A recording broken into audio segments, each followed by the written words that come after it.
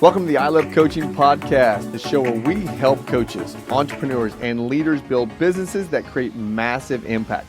I'm Adam Roach, alongside my incredible co-host, Jess Webber, and we're here today to bring you the best strategies, mindset shifts, and real-life success stories to help you level up in your coaching journey. Whether you're launching your coaching business, scaling to 6 or 7 figures, or just looking for inspiration to push through, this podcast is your go-to resource. We're bringing you expert insights, real talk, and actionable items every single episode. So if you're ready to take your coaching game to the next level, then let's dive on in. Jess, here's the thing. Most people look at their calendar year when a goal standpoint in 12-month increments, and then they think, I'm going to achieve that, but I need to break it up into quarters. And then they break it up into quarters and they still don't have success. Today, I want to share with them something that you do all the time and I've just learned of, and that's called a 6-week cycle. let's go. And it's not that I do it in 6 weeks per se, y'all. It's the way that my brain operates to break things down. And I think it's a strategy that everybody needs because we've heard the saying, you overestimate what you can do in a year, underestimate what you can do in 3. But that overestimation of the 12-month cycle is what we're trying to help people break in this conversation. I mean, the real language looks like this. Do you know, Jess, that it's 8? The number is 8. The day is 8. On average, how long New Year's Eve resolutions last? 8 days. That's it. 8 days. That honestly doesn't surprise me, knowing how many people wait until January 1st to start a resolution versus the people who take action the day they decide they need to do something different. Yeah. So here's the thing. When you have goals, you can't look at them at a year and say, whew, I'm going to do incredible this year. 365 days, no way. No way. Now, for those of you that think you can do it in a quarter, okay, I like this. Break it down into chunks and see what you can do in 90 days. But Jess, here's the thing. You're not good at 90 days either, right? Not you, but I'm saying in general, people are not good at 90 days. And hold on. I want to give the point. the point. You all have heard the exercise 75 hard. Even that ain't 90 days. That's only 75 days, right? So that's why I really like this 6-week cycle. Well, I was thinking you were saying 90 days, and I'm sitting there going, there's several books right behind my head if you're watching on YouTube.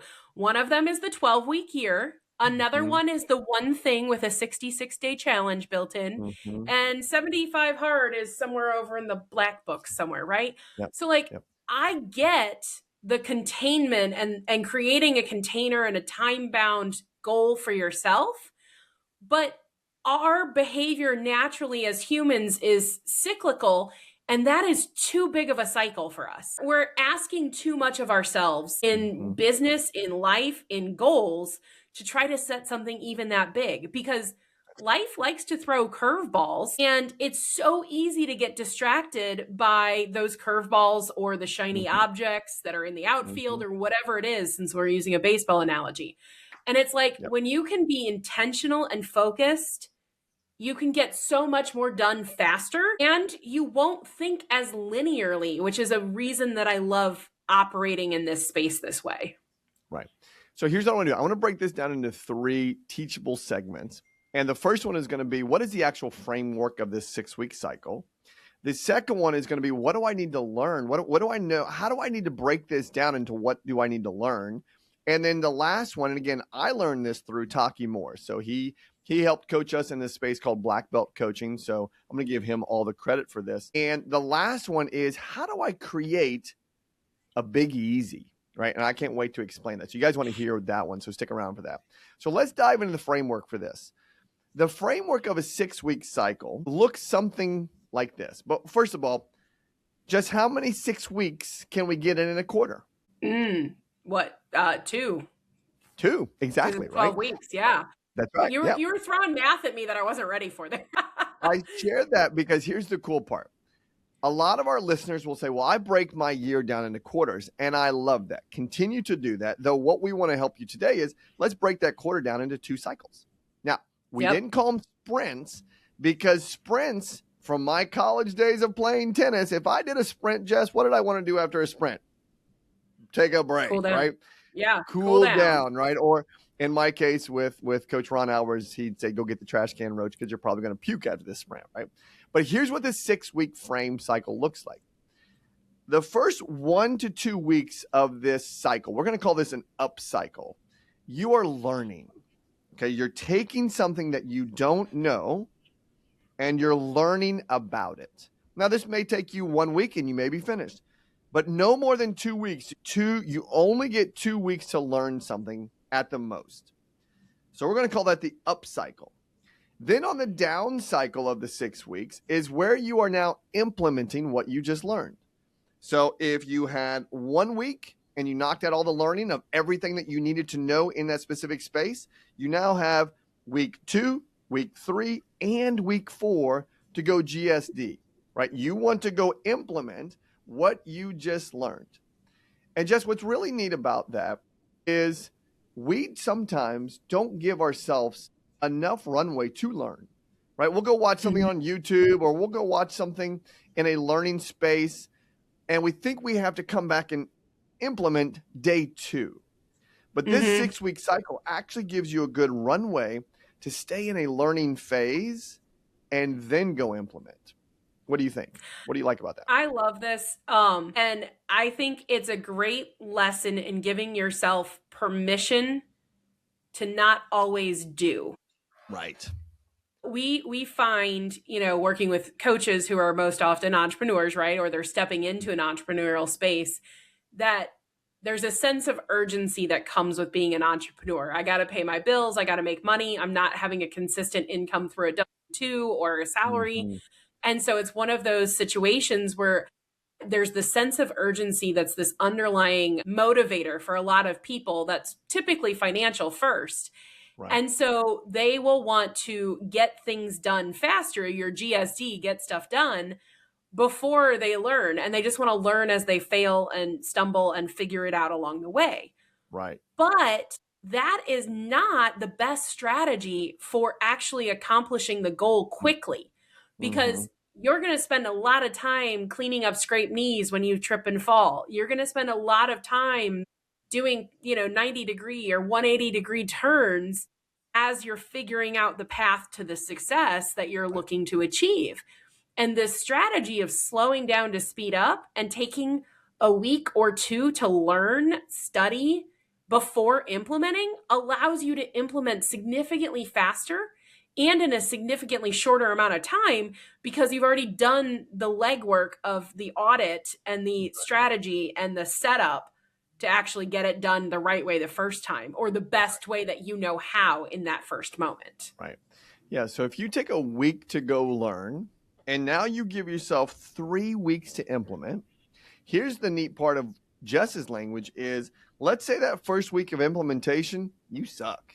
You're no good at it. What do we normally do if that's the case? We quit or we stop or we try to do something else. But when you commit to this cycle, now you've got week 2 to say, oh, here's what I learned in week 1 when I implemented. I won't make that mistake again. And let's go implement without that action item. Oh, good. Week 2 is finished. I still got 1 more week to continue to implement to get this right. And so now you go do that. Okay. But Adam, you said 6 weeks. That's right. We're only at 4 weeks. Very true. So I want you to see this as like a cycle, right? So we have an uptick, we have a downtick, and at the bottom we have what's called the valley before we go back up. This valley is so stinking important, Jess. We're going to call this the cool down valley, right? So this is, you give yourself 2 weeks here in this 6-week cycle to cool down. Well, what do we do in a cool down? You debrief, number 1. What did I say I was going to do? And what did I actually do? Again, I think this is probably one of the most important aspects of this cycle, because if you're not paying attention to what you are doing and what you did, you will not grow. You will not have success. Okay, so that's what you do there. You also do this. Celebrate your wins. This is the time you get to celebrate your win. As entrepreneurs, coaches, we run so hard, so fast, and we succeed so much And yet we get to the end of the year and we're exhausted and we're like, what did I really do this year? What did I accomplish? Holy cow, if you can do this in week 5 and week 6, high five to you because you're doing great. And just the key part here in the cool down phase, now you can be intentional with planning vacations. Mm-hmm. This is the part where you get to plan your vacation. And the last step here in the cool down phase is you get to now identify what do you need to learn next to start the next 6-week cycle. Again, this is a beautiful model, and I think it's such a great process if somebody can actually take it to heart. I feel like some people are going to listen to this and be like, oh, that's just, ideal thinking and, business doesn't operate that way. But the fact of the matter is you proved the math even when you were throwing me off earlier. 2 of these fits inside a quarter. So if you're in a business that operates inside a quarter, you can still do this strategy and just create shortcuts for yourself of getting more done in a quarter than everybody else who's only thinking in a quarter sprint. And so I truly love this concept of learn it, do it, and then breathe, figure out what worked, what didn't. Like I said, audit earlier. And then you said celebrate, which is huge. And then get ready to do it again. We as humans are naturally inclined to operate in cycles, whether it's history, which I used to teach, or anything else. We see cycles happen. So why not use them to our advantage? Yeah, very true. And here's what I also like about this is, and this is where we're going to take us into the second part of this, is we as humans, we as achievers, we as driven people bite off more than we can chew. We always do. We bite off more than we can chew. Why? Well, first of all, we think we can do it. And second of all, we actually don't have clarity on what we should be doing, right? That's what I believe to be true is we bite off more than we can chew. It's almost like, as we say many times, throwing spaghetti at a wall and seeing what sticks. Not in this case. We're now going to help you pinpoint what should you be learning and then what should you be implementing. The key here, though, is to pay attention that this is truly the secret. It is your goal is not to do more. The goal is to do less and to do it better. Right? That's really what we want to pay attention to here. So as we go into this next portion, we're going to give you 4 categories for you to pay attention to of how do I gauge, measure, and understand what do I need to be learning and what do I need to be implementing. And the 4 categories look like this. First category, attract. This is your lead generation space. Are you generating enough leads? Are your ads working? Are your actions in this space of generating leads working? I'm going to go through the categories and I'm going to show you how to break them down. The second one is going to be your converting space. When you attract the leads, are you converting these leads? Converting them into whatever your program is, whether that's a one-on-one coaching business, a evergreen portion, a group coaching, are you converting? Third phase is delivery. This is your fulfillment, right? You're going to measure your fulfillment to those clients who have come on board. Are they receiving what you said they would? And then the last phase that you need to measure is the scale. Are you building to scale or are you flatlining, right? Are you just doing one thing and moving on to the next thing and there's absolutely no ability for your business to scale? So you need to pay attention to the attract, convert, deliver, and scale portions of your business, Jess. Yes. And that might sound like a lot all up front, but that's why the framework is built the way it is. You're not going to focus on all 4 things in 6 weeks. That's right. So I believe you have a strategy for helping people figure out where to start with that, don't you? I do. Yeah, I do. So we're going to dive into the attraction space first. In the attraction space, I want you to come up with, and Jess, maybe we can share Taki's notes with them here if we want to. Again, this is all Taki Moore's. It came from Black Belt Coaching. This is not IP to us, so I want to give him all the credit in the world. And this is specific for the coaching business. In the attraction space, there are 3 questions. 3 questions you will ask yourself, and you have to answer the questions by checking a red box. This is where I suck. A yellow box. I'm okay, but not great. And a green box. I'm the best. I'm a champion, right? Or it's showing results. So red, yellow, green. And in these 3 questions in the attraction space. In the converting space, 3 more questions. In the delivery space, 3 more questions. In the scale space, 3 more questions.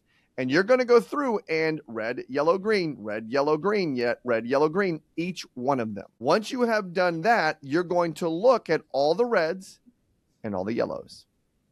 And when you look at all the reds and yellows, you're going to decide which two, only two, Jess, which two that if I choose and I turn them into greens, my business will have, it'll have a tremendous impact on my business. It will move my business forward the fastest, but you can only pick two. You got to promise you will only pick two, because here's what we will do, Jess. We will find that we have 9 or 10 reds and yellows, and we'll say, I'm going to solve them all. Right. You ain't going to get I want to fix my business in 6 weeks. Come on. Yeah. No, you can only pick two. And sometimes you may only pick one. So, well, my strategic thinking brain is start with one and see how you can, and you have a filtering mechanism I want to talk about there, but I would say start with one unless you've got like a partnership like Adam and I do, where each of you may be able to own one. Because the more focused you are on a singular thing, the faster you can achieve it at the highest level. And the more divided your focus, the harder it is for you to actually apply the strategy and get stuff done. So that's my opinion on that for sure. Yeah, for sure. Okay, so here's where we are right now. So we have the 6-week cycle framework. We now have the ability to identify where we are not in a green space. And you have committed to only selecting 1 or 2 at most, reds or yellows, that you want to move to green in your 6-week cycle. Okay, that's step 2. The last step, step 3, is we're going to take what we've identified as an opportunity zone, red or yellow, and now we're going to create solutions. This is what we all live for, Jess. We live for solutions, right? We live in this space of solutions, and here's how this whole process works. You've identified the red and the yellow that you want to move to a green, step 1. Step 2 is, this is where creativity gets to come in. You look at that red and that yellow, and you say, what are 1 to 5 ideas that will solve that problem to a green? So I'll say it again. You identify the red and the yellow. One of them, you can only pick 2 though, and you get to come up with 1 to 5 ideas per red or yellow that will move it to a green. All right, cool. Well, Adam, that's a lot. That could be up to 10 ideas. That's right. The third step in this process to solution is you're going to take those ideas and you're going to grade them on ease and impact. Okay, here's how this works. You've got 5 ideas, roughly 5 ideas per red or yellow, and you're going to grade them on ease and impact. So if you look at an X and Y axis, right, the vertical line is going to be impact. The horizontal line is going to be ease. On the impact, at the high, you're going to have high impact, and at the bottom, you're going to have low impact. On the ease, you're going to have hard to implement all the way to easy to implement. Your goal with your 5 ideas is to find the one that is the big or high impact and the easiest to implement. And that's the one you choose of the ideas. That's the one you put into the 6-week cycle. Jess, how did I do in explaining that? I think you did really well. And I think this is the best filtering mechanism. And we were laughing at this before we started this episode because my brain naturally does this. And I didn't have the framework or the language to like share the strategy. So I love Taki's way of doing this. It's how do you proceed moving forward with the least amount of friction and the most impact. That's truly the way I look at this. Nailed it. And so your language of big easy just makes me smile because I was like, yes, that is so true. And I know we've talked about, linear behavior versus like exponential thinking and all those different things. And I feel like this is another piece to that puzzle of stop trying to do all the things, but figure out the thing that is going to move the needle the most for you without friction. And that is the place you spend your time and energy for that 6-week cycle. And you're going to see more momentum in your business than if you're trying to do all 5, or if you're trying to do 5 per each of those 12, questions that you were mentioning earlier.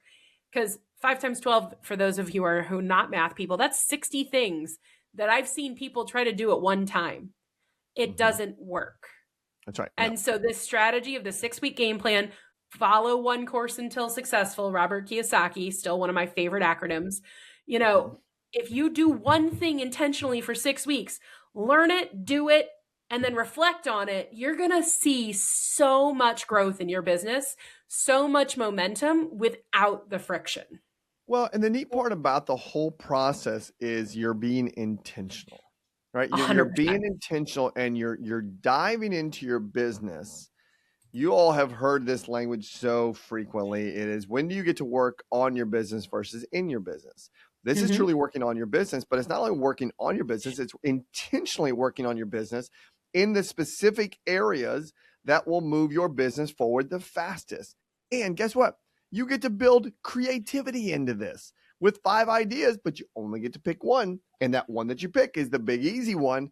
Okay, now here's how the process works. Now, once you have that big, easy, you have that one idea, and you might have 2 ideas, because if you allowed yourself to pick one red and yellow or one red and yellow, you pick 2. You could pick 2. You could have 10 ideas.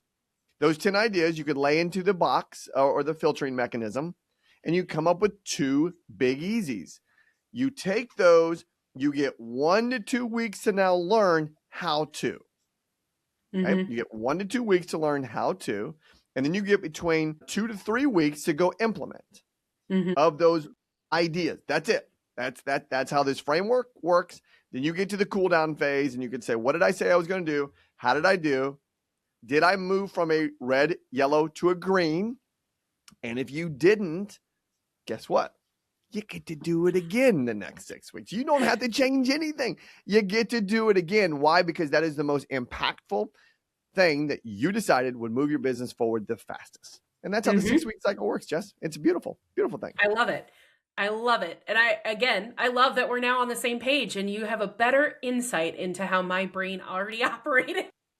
Now, here's how we work together well. I mean, Jess has all these mechanisms that are working up there in that big old cerebral brain, and I just put language to it, right? Jess is like, everybody should know this, and and then we just put language together. Actually, yeah, I say it jokingly and lovingly and all the things, because it's just funny, because I don't know what other people don't know, And so when you sit there and present that and you're like, this is revolutionary, I'm like, it's awesome, because now it's language and a framework to something that I thought for years and I didn't know how to articulate.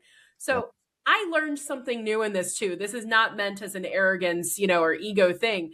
I just love that other people see this strategy as something that truly is effective and valuable for a business. Yeah. And so go implement, go follow, go listen to this again, go share this with someone who also needs to hear it. And then this is what I want you to do in addition to this. Jess, we have a challenge coming up, and we want you to be a part of that challenge, right? This is what we do in 26 is going to we really want to help as many people as possible. And that, Jess, this 10K coaching offer challenge is so impactful. We had quite a few people go through it last year, and we're going to have hundreds go through it this coming year in 26. So what do you want to tell them to go do? Give them a call to action. Honestly, it's go register for the next one, and don't give yourself an excuse or a reason to wait. We teach you how to build a coaching offer that will make you $10,000, $20,000, $30,000 in 3 days. So go register. It's ilovecoachingco, which is co.com/challenge, and join Adam and I live on our challenge to learn how to do this in a quick and easy way, so that you could turn around and take what you learned there and do a 6-week sprint to launch your coaching offer and figure out what works and what doesn't inside of it. That's right. Okay. So go register for the challenge, and we will see you on the next podcast. See you. Bye.